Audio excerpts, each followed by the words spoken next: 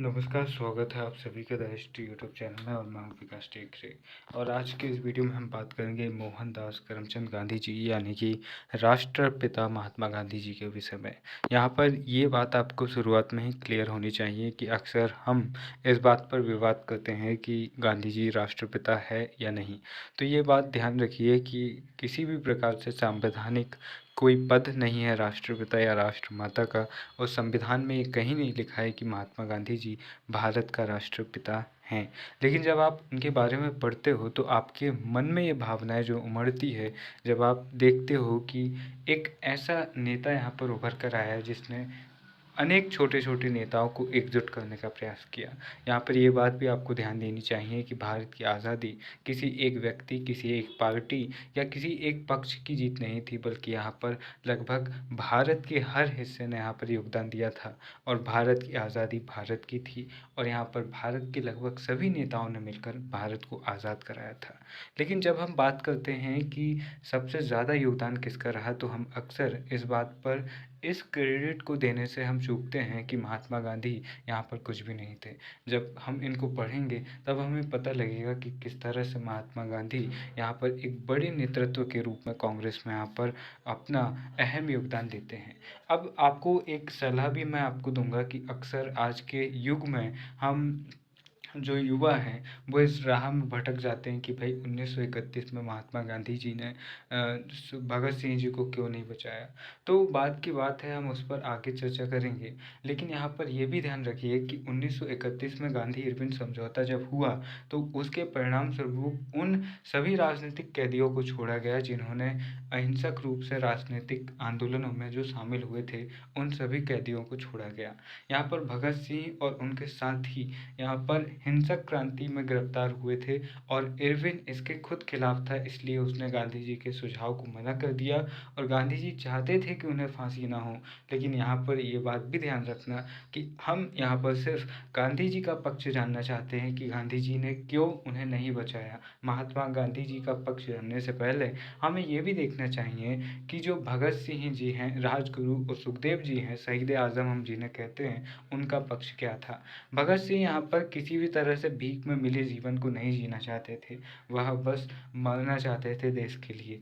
उनके ये शब्द हमें हमेशा प्रेरणा देते हैं कि वह कहते हैं कि भैया मुझे देश के लिए मरना है, मुझे देश के लिए वो करना है जो युवा को करना चाहिए। तो यहाँ पर ये बात आपको ध्यान में रखनी चाहिए कि भगत सिंह को अगर गांधी जी छुड़ा भी लेते तो भगत सिंह खुद बाहर नहीं आते, क्योंकि भगत सिंह इस तरह की भीख में मिली जीवन को कभी नहीं एक्सेप्ट करते।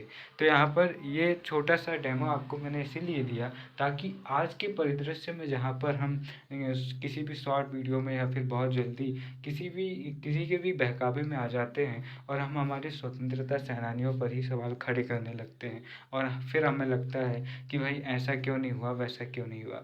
जब आप विश्व के अन्य फ्रीडम मूवमेंट को देखते हो, चाहे आप अमेरिका के देखो तो आपको वहाँ पर जॉर्ज वॉशिंगटन एकमात्र नेता के रूप में उभरे हुए नजर आएंगे।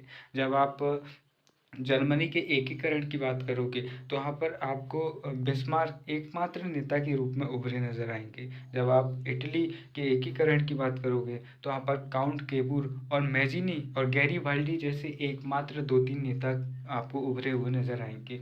यहाँ तक कि चीन में माओ जेडोंग हो या फिर कहीं भी जब क्रांति हुई तो आपको एक बड़े नेता के रूप में कोई ना कोई नजर आएगा। चाहे आप रूस जैसे बड़े क्षेत्र की बात करो जहाँ पर लेनिन आपको नजर आएंगे।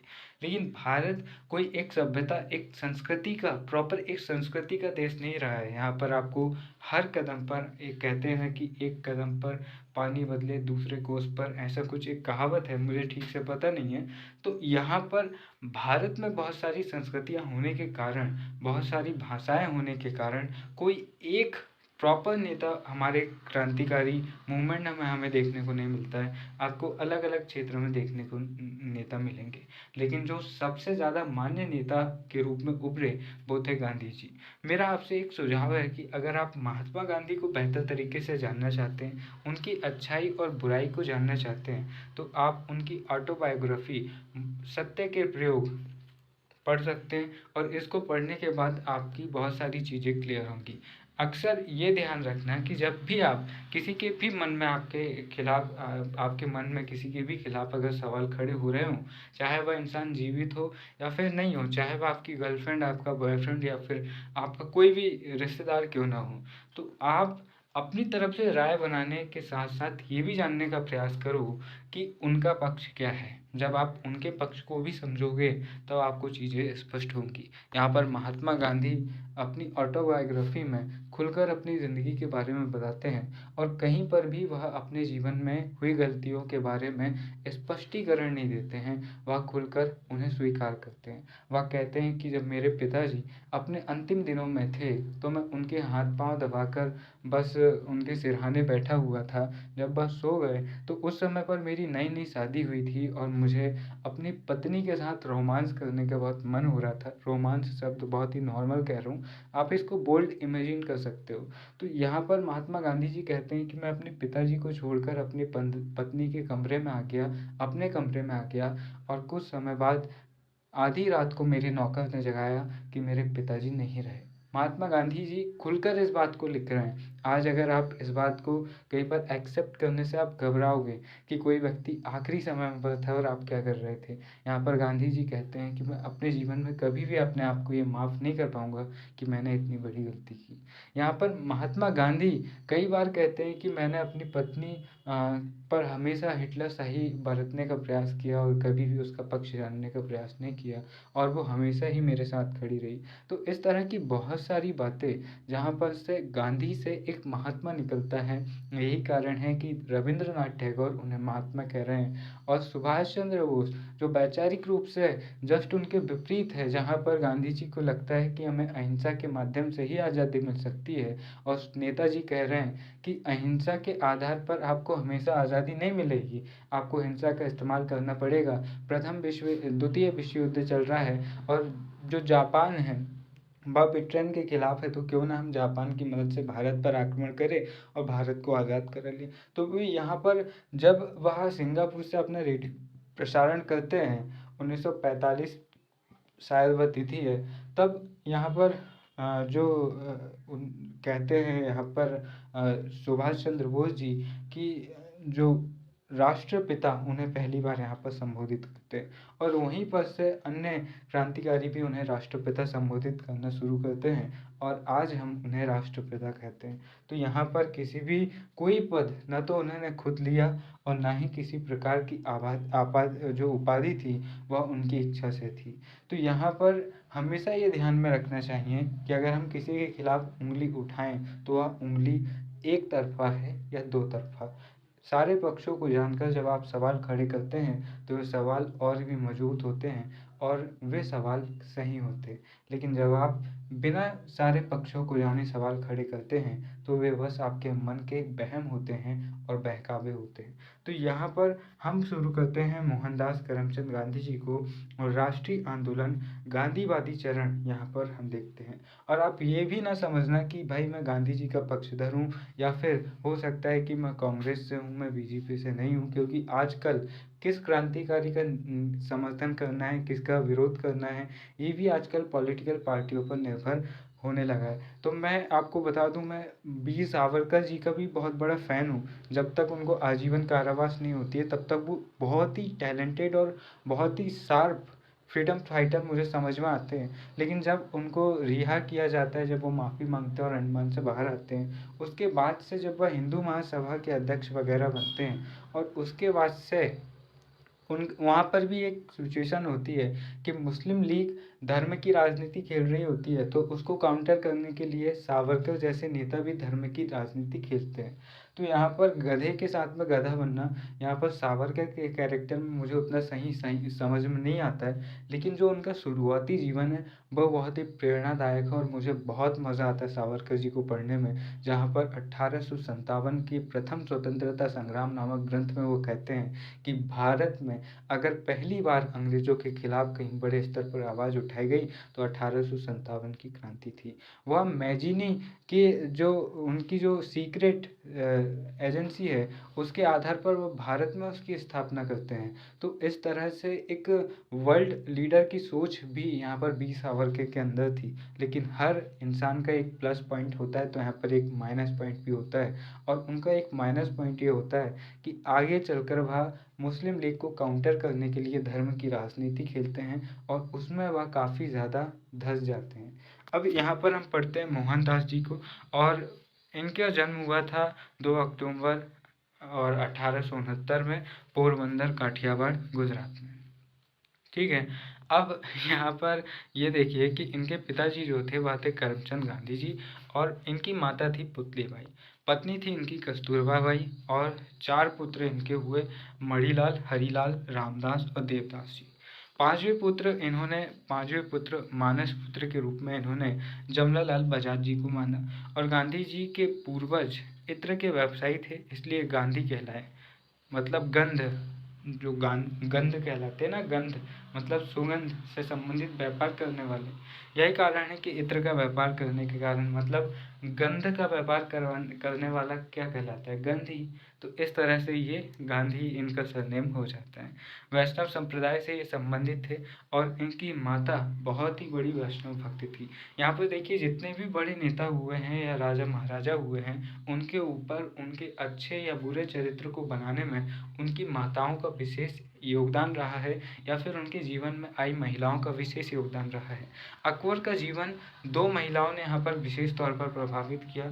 एक तो उनकी माता, और दूसरी उनकी पत्नी आमेर की राजकुमारी जोधाबाई या हरकाबाई। उन्होंने उनके जीवन को बहुत प्रभावित किया, और उनकी माता हमीदा बानो ने भी उनके जीवन को बहुत उदार बनाने का प्रयास किया।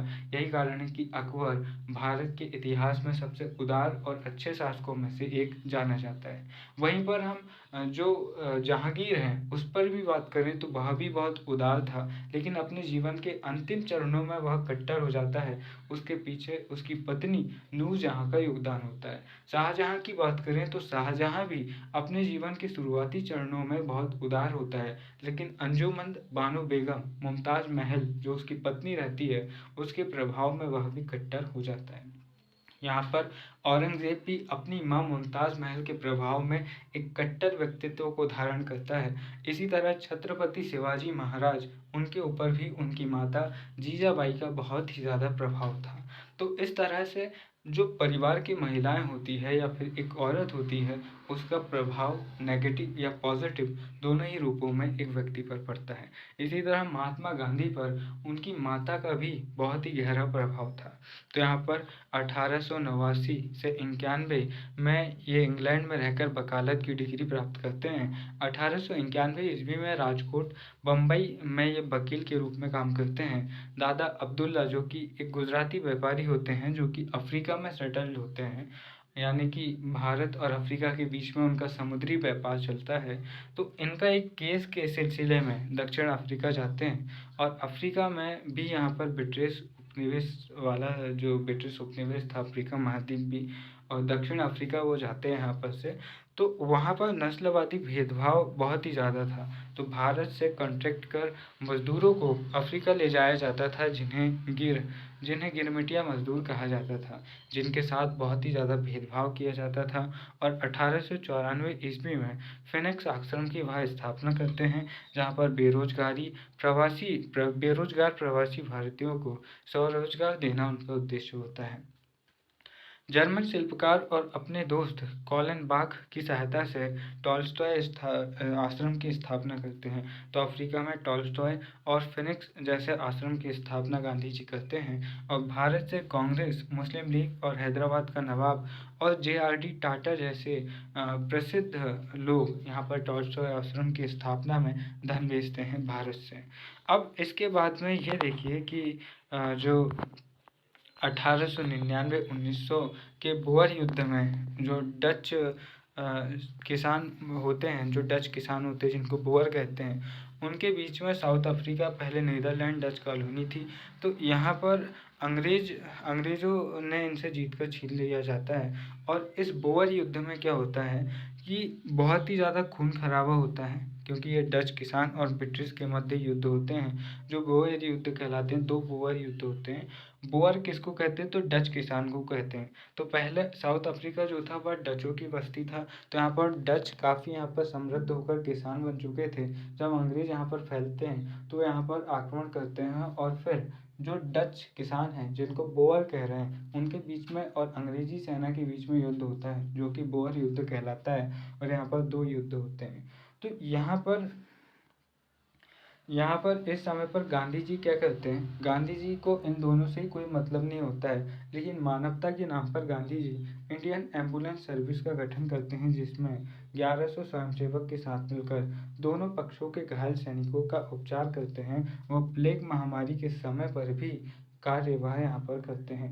दक्षिण अफ्रीका की ब्रिटिश सरकार ने गांधी जी को बोअर पदक या जुलू मेडल, यानी कि अफ्रीका को जुलू भी कहते थे उस समय पर, तो अफ्रीका मेडल उन्हें दिया गया, यानी कि सर्वोच्च सम्मान से उन्हें नवाजा गया, क्योंकि उन्होंने इस समय पर किसी एक पक्ष के साथ ना होकर, चूँकि वो जो ब्रिटिश कंपनी थी, जो ब्रिटिश सरकार थी, उसके खिलाफ ही अब्दुल्ला सेठ का केस लड़ने गए थे, लेकिन उसके बावजूद वो यहाँ पर मानवता दिखाते हैं तो यहाँ पर उन्हें मेडल दिया जाता है। लोगों में राजनीतिक चेतना के विकास हेतु 1904 ईस्वी में इंडियन नेताल कांग्रेस स्थापित होती है और 1906 ईस्वी में साप्ताहिक समाचार पत्र इंडियन ओपिनियन चलाते हैं और इसका ऑडिटर मनसुख लाल सागर को रखते हैं और इन्हें अवैतनिक संपादक भी कहते हैं। वह खुद अपनी ऑटोबायोग्राफी में इन्हें अवैतनिक संपादक संबोधित करते हैं, क्योंकि इन्हें कोई वेतन नहीं दिया जाता है, ये अपनी इच्छा से ही काम करते हैं। 1909 ईस्वी में हिंद स्वराज गुजराती भाषा में शुरू करते हैं। बुकलेट जहाज यात्रा के दौरान वह लिखते हैं हिंद स्वराज नाम से गुजराती भाषा में, समाचार पत्र नहीं है। अब पाश्चात्य जीवन शैली की वह इसमें आलोचना करते हैं, और अगर महात्मा गांधी के जीवन को समझना है तो आपको सत्य के प्रयोग पढ़ना पड़ेगा, और अगर उनकी आइडियोलॉजी को समझना है, उनकी विचारधारा को समझना है, तो आपको हिंद स्वराज को पढ़ना पड़ेगा, जहाँ पर आप संपूर्ण गांधी दर्शन को समझ सकते हैं। और ये किताबें बहुत ही पतली पतली हैं। देखो 2-3 किताबें जो मैं आपको कह सकता हूँ कि आपको इनको पढ़ना चाहिए, बहुत ही अच्छी किताबें हैं। जैसे अगर आप किसी भी सब्जेक्ट में एग्ज़ाम की तैयारी कर रहे हो, मान लो आप हिस्ट्री से नेट जेआरएफ की तैयारी कर रहे हो, तो एनसीईआरटी वगैरह पढ़ो, इससे आपका बेस क्लियर होगा, ठीक है। और अगर नहीं भी है तो नॉर्मली आपको आपके हिसाब से एनसीईआरटी थोड़ी बहुत पढ़नी चाहिए, ताकि आपको अलग अलग विषयों की समझ हो। तो ये एक तो नॉर्मल सी बात हुई। दूसरी बात, यहाँ पर आपको श्रीमद् भगवत गीता पढ़नी चाहिए, चाहे आप किसी भी धर्म, किसी भी पंथ विशेष से आते हो, क्योंकि भगवत गीता जीवन जीने की कला को बताती है, आर्ट ऑफ लिविंग बताती है, ना कि किसी धर्म में कैसे आस्था रखी जाए।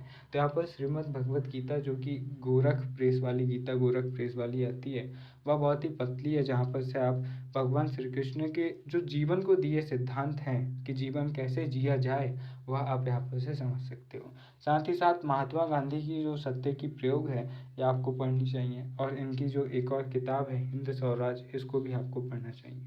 तो अभी तक तो मैंने खुद इतनी ही किताबें पढ़ा हूँ ध्यान से, जब और आगे पढ़ लूँगा तो फिर आपको और आगे एडवाइस करूँगा। 1907 ईस्वी में गांधी जी ने दक्षिण अफ्रीका में रहते हुए सरकार के नस्लवादी कानूनों के खिलाफ पहली बार सत्याग्रह आंदोलन चलाया। गांधी जी 3 लोगों से काफ़ी प्रभावित थे। रूसी साहित्यकार टॉल्स्टॉय, और जिन्होंने the kingdom of God with in you लिखा, हेनरी डेविड थोरो जो अमेरिका के थे, और इन्होंने सिविल डिसओबीडिएंट नाम की किताब लिखी। जॉन रस्किन, जिन्होंने ब्रिटेन के थे, और अनटू द लास्ट नाम से इन्होंने किताब लिखी। तो इन तीनों से वह काफ़ी प्रसिद्ध थे, प्रभावित थे। किनसे? टॉल्स्टॉय से, और डेविड थोरो से, और जो जॉन रस्किन है, इनसे। गांधी जी की सत्याग्रह की नीति व उनके जीवन पर जॉन रस्किन का काफ़ी ज़्यादा प्रभाव हमें देखने को मिलता है। गांधी जी के अनुसार सत्याग्रह के 11 तत्व थे: सत्य, अहिंसा, ब्रह्मचर्य, अस्तेय यानी कि चोरी ना करना, शारीरिक श्रम की महत्वता, अनशन, अस्वाद यानी कि ज़्यादा टेस्टी या स्वादिष्ट खाना नहीं खाना, नॉर्मल बहुत ही सामान्य भोजन करना, हिजरत यानी कि स्थान परिवर्तन, एक जगह न रहकर घूमना और लोगों को जानना और उनकी समस्याओं को उठाना, स्वच्छता, साफ सफाई से रहना, असहयोग यानी कि अगर आप सत्याग्रह कर रहे हैं किसी के खिलाफ तो आप उनकी मदद ही ना करो, तो ये भी उनके लिए एक कष्ट होगा और फिर वह आपकी बात सुनेंगे। सविनय अवज्ञा, सविनय अवज्ञा इसका मतलब है कि विनय के साथ में, यानी कि निवेदन करिए, पत्र वगैरह लिखिए, ये भी एक चरण था। अब ट्रस्टीशिप की अवधारणा या न्यासधारिता का सिद्धांत भी देते हैं, और ये गांधीवादी दर्शन का एक प्रमुख सिद्धांत है। आर्थिक अवधारणा है, पूंजीवादी व समाजवाद का समन्वित रूप है, और सारी संपत्ति राज्य की संपत्ति है। यहाँ पर गांधी जी कहते हैं कि सारी संपत्ति राज्य की संपत्ति है, और उद्यमी यानी कि एक बिजनेसमैन, एक व्यापारी जो पैसा कमाना जानता है, वह अपनी संपत्ति को मालिक ना मानकर ट्रस्टी माने और समाज की भलाई के लिए खर्च करे। खुद की ज़रूरत का कम रखे और बचे धन को समाज के लिए खर्च करें। तो यहाँ पर गांधी जी कहते हैं कि अगर कोई बिजनेसमैन है तो ये ना सोचे कि ये पूरा बिजनेस, पूरा व्यवसाय, पूरा जो साम्राज्य उसने खड़ा किया है वो सब कुछ उसका नहीं है। उसको ये समझना चाहिए कि ये सब कुछ समाज का है और बस यहाँ पर वो काम कर रहा है। उसे बस अपनी ज़रूरत के हिसाब से धन निकालना चाहिए और बचा धन उसे समाज के हित में खर्च करना चाहिए।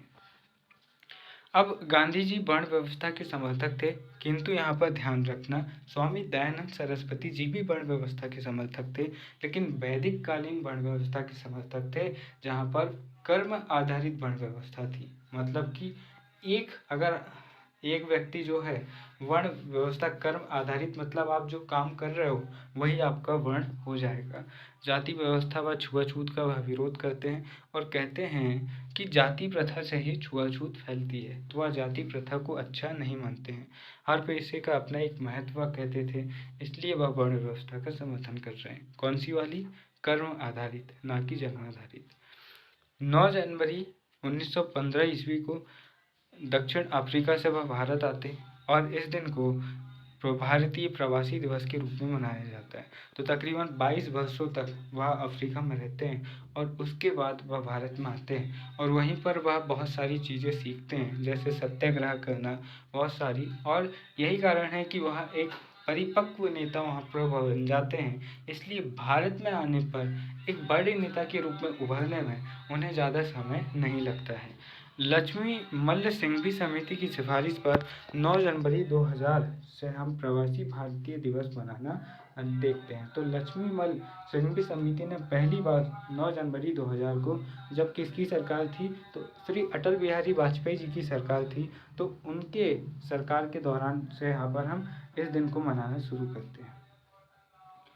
मई 1915 को अहमदाबाद के पास कोचरब साबरमती नदी के किनारे साबरमती आश्रम की स्थापना वह करते हैं और गुजराती व्यापारी व उनके मित्र अम्बालाल साराभाई ने यहाँ पर उन्हें आर्थिक सहयोग यहाँ पर दिया था। अब इसके बाद देखिए कि कांग्रेसी नेता गोपाल कृष्ण गोखले, जिन्हें वे अपना राजनीतिक गुरु मानते थे, उनकी सलाह पर उन्होंने भारतीय राजनीति में आने से पहले देश भर की यात्रा की। प्रथम विश्व युद्ध में जब इंग्लैंड गुट कमज़ोर पड़ने लगा तो ब्रिटेन ने घोषणा की कि अगर भारतीय उनकी मदद करें तो वे भारतीयों को कुछ महत्वपूर्ण अधिकार देंगे। गांधी जी अपनी यात्रा के दौरान युवाओं को अंग्रेजी सेना में शामिल होने को कहते हैं और ब्रिटेन ने इस युद्ध को लोकतंत्र और राजतंत्र का दिखाया और ब्रिटेन व उनके मित्र लोकतांत्रिक थे। तिलक भी यहाँ पर समर्थन देते हैं और गांधी जी ने इस प्रयास से अंग्रेजी सरकार ने खुश होकर उन्हें केसर ए हिंद की उपाधि दी। कुछ भारतीय समाचार पत्रों ने गांधी जी को भर्ती करने वाला सार्जेंट कहकर उनकी आलोचना भी की।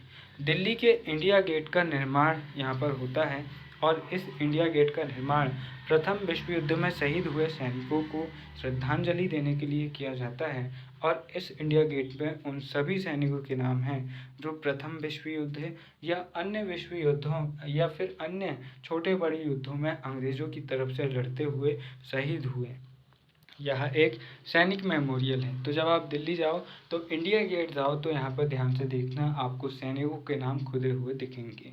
गांधी जी के क्षेत्रीय आंदोलनों की बात करें तो चंपारण सत्याग्रह 1917, यहाँ पर हम किसान आंदोलन में इसको पढ़ चुके हैं कि किस तरह से यहाँ पर ये जाते हैं। और अहमदाबाद मिल मजदूर आंदोलन 1918 और खेड़ा सत्याग्रह 1918, ये दोनों ही कहाँ पर गुजरात में होते हैं। चंपारण सत्याग्रह की बात करें तो 1917 बिहार में यह होता है और गांधी जी का भारत में यह पहला आंदोलन था। किसानों के साथ अनुबंध को जबरन नील खेती करवाई जाती थी और 3 कठिया पद्धति यहाँ पर चल रही थी। किसानों से जबरदस्ती यहाँ पर नील उत्पादित करवाया जाता था। तो यहाँ पर गांधी जी क्या करते हैं कि चंपारण के स्थानीय नेता राजकुमार शुक्ल बड़े कांग्रेसी नेता से मिले, पर उन्हें कोई मदद नहीं मिलती और उन्होंने सुना था कि गांधी जी अभी अभी नए नेता आए हैं, लेकिन वह अफ्रीका में काफ़ी कुछ करके आए हुए हैं। तो वह गांधी जी से अनुग्रह करते हैं। तो गांधी जी आंदोलन में शामिल होने जाते हैं। चंपारण कलेक्टर ने पहले ही उनके चंपारण आगमन पर प्रतिबंध लगा दिया, क्योंकि वह गांधी जी के व्यक्तित्व को जानते थे, जिसका गांधी जी ने सविनय अवज्ञा नीति का प्रयोग कर विरोध किया। सरकार के दबाव में कलेक्टर ने समिति बनाई, जिसमें गांधी जी किसानों के प्रतिनिधि के तौर पर शामिल हुए थे।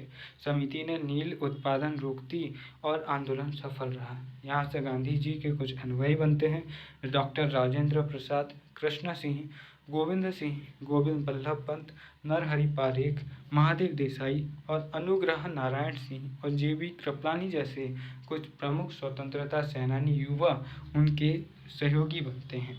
आंदोलन की सफलता व गांधी जी की नीतियों से प्रभावित होकर रविंद्रनाथ टैगोर उन्हें महात्मा की उपाधि देते हैं। आंध्र क्षेत्र के किसान नेता एन.जी. रंगा ने इस आंदोलन की आलोचना की। उनके अनुसार किसानों को और अधिकार मिलने चाहिए, लेकिन थोड़े बहुत जितनी भी यहाँ पर सफलता हुई, तो यहाँ पर ये एक सफल आंदोलन था। भले ही यह पूरी तरह सफल नहीं हुआ, लेकिन सफल आंदोलन तो था। फिर वह अहमदाबाद मिल मजदूर आंदोलन 1918 में शामिल होते हैं। गांधी जी का भारत में यह दूसरा आंदोलन था। भारतीय प्लस यूरोपीय फैक्ट्री मालिकों के विरोध में अहमदाबाद में प्लेग फैलने व विश्व युद्ध के कारण महंगाई बढ़ती है। मिल मालिकों ने प्लेग बोनस, यानी कि भैया प्लेग की महामारी फैल रही है तो हमको आप कुछ एक्स्ट्रा पैसे दो ताकि हम अपना ध्यान रख सके। तो यहाँ पर वो कहते हैं कि आप 20% इसको बढ़ा दो। तो यहाँ पर प्लेग बोनस जो मिल मालिक रहते हैं वह क्या कहते हैं कि 20% बढ़ा देते हैं, जबकि महंगाई बहुत ज़्यादा थी तो 20% से कुछ होने वाला नहीं था। मजदूर जो होते हैं वह इस बात पर अडिग रहते हैं कि हमको 50% बोनस चाहिए। तो यहाँ पर भारतीय मिल मालिक अम्बालाल साराभाई की बहन अनुसुईया बहन पटेल गांधी जी से प्रभावित होकर उनकी अनुयायी यहाँ पर बनती है। गांधी जी ने मजदूरों के समर्थन में पहली बार भारत में अनशन व भूख हड़ताल की नीति अपनाई।